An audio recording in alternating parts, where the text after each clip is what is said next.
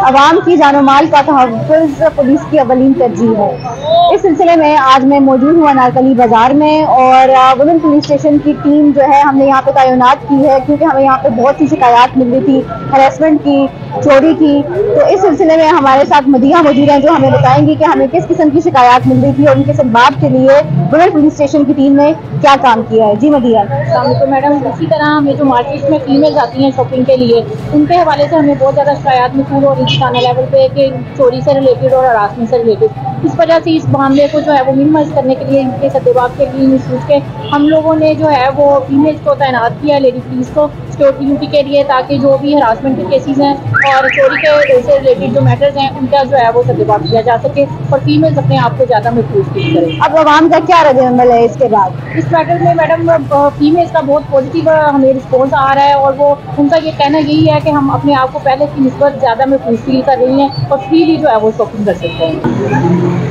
Women police station के इस initiative का मकसद खवातीन में तहफ़्फ़ुज़ का एहसास पैदा करना है।